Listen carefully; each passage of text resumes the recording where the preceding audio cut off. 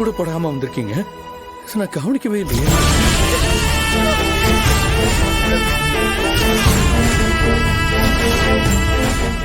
என்னங்க பண்ணி வச்சிருக்கீங்க? பாருங்க, கால்ல ஆணி குத்திருக்கு, ரத்தம் வர வருது. ஏன் பாரதி செருப்பு போடல? கட்டிக்கிற புடவை, செருப்பு இதெல்லாம் நீங்க வாங்கினது. இத கூட விட்டுட்டு வரணுமா? நான் அதுக்காக செருப்பு போடாம வரல ஆதி. வேற ஒரு காரணம் இருக்கு. எனக்கு புரியல பாரதி.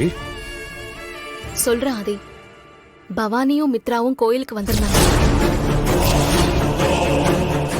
என்னை வந்து பார்த்து ரொம்ப கேவலமா பேசினாங்க. நானும் அவங்க பேசினதுக்கு பதிலடி கொடுத்துட்டு தான் வந்தேன்.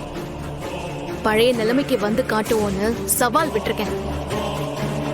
நான் போட்ட சவால்ல ஜெயிக்காம செருப்பு போட மாட்டேன். இவ்ளோ நாளும் நான் பொறுமையா இருந்ததுக்கு 1000 காரணம் இருக்கலாம். ஆனா இனிமே அப்படி இருக்கணுங்கிறதுக்கு ஒரு காரணம் கூட கிடையாது.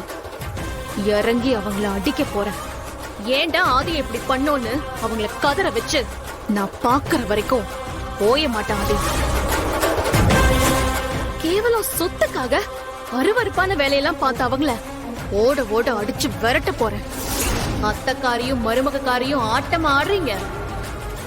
உங்களை அழிச்சு காட்டுறேன்டி. உனக்கு ஜால்ரா தட்டுற உன் கூட இருக்கிற கெட்ட எண்ணம் பிடிச்சவங்களையும் அழிச்சு ஆதியோட சொத்து எல்லாத்தையும் வாங்கி காட்டுறேன்.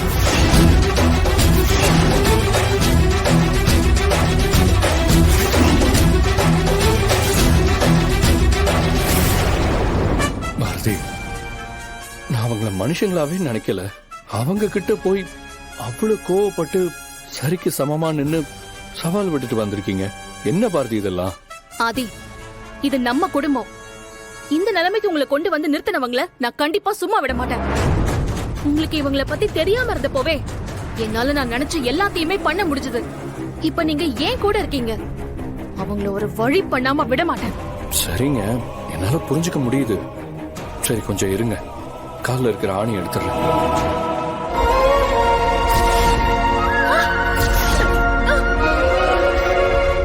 பாரதி, ஆணி ஆழமா இறங்கி இருக்குன்னு நினைக்கிறேன்.